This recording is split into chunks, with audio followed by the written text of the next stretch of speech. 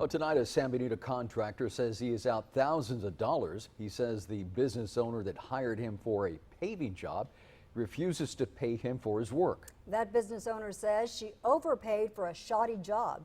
Channel 5's Daisy Martinez is in the Cameron County newsroom with all the details. Daisy. Rigo Rangel tells us he's been trying to collect a $10,000 debt for months. This is the parking lot Rigo Rangel says he was hired to pave. Rangel says he quoted the work at $37,000. He tells us the business relationship with his customer started off great. She would bring us tamales. She was so kind. She invited us to her church, here in San Benito, etc. And, just seemed like a nice lady. He says that soon faded.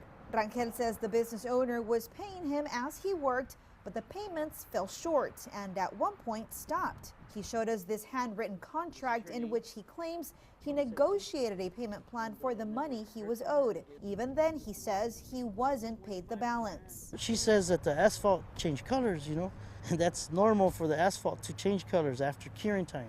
It'll change from a dark black to a light gray. We spoke with the business plaza owner. She did not want to speak on camera. She agrees she isn't satisfied with Rangel's work. She took us around the parking lot, pointing out cracks, grass growing through the asphalt, uneven surfaces, and other issues she has with Rangel's work.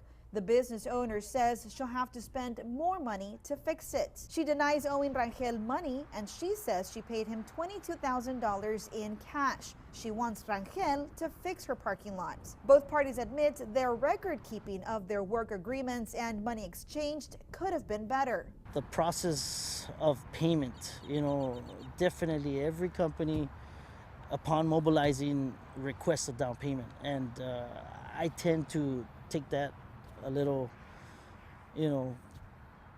lightly, and I guess this is the consequences. The business owner says it's best to keep business and friendships as two separate things. Dolores Salinas of the Better Business Bureau tells us the first mistake here was not having a contract in place that detailed the agreement for the work, how it was to be paid, and any warranties. The BBB has no file on Rangel's company, she says, and if the business owner is not happy with his work, she can file a complaint with the BBB. On the other hand, attorney Victor Ramirez tells us there are protections for contractors like Rangel. If he is certain he's owed money, he can file what's known as a mechanic's lien on the property. That notarized form would be filed with the county clerk's office and would place a lien on the property. Salinas adds if any business owner feels they are being strong-armed into a job, they can contact local authorities.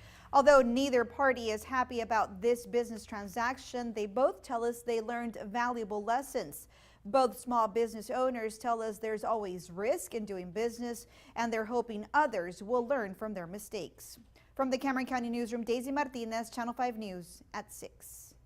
The Better Business Bureau says even when there is a contract in place, people need to be aware of what they're signing. This is a Channel 5 News Extra. The BBB says know who you're entering an agreement with. Review the contract and review the company on the BBB's website if possible. Also, thoroughly read the contract before you sign. Contracts can be long or short and don't have to look legal to be binding. Never sign a blank contract. Make sure it details the work that'll be done. And review clauses, terms, and conditions. If they don't apply to you, get rid of it in the contract. One last tip, know your rights. Most contracts can't be canceled except in some consumer situations where the Federal Trade Commission gives a 3-day right to cancel.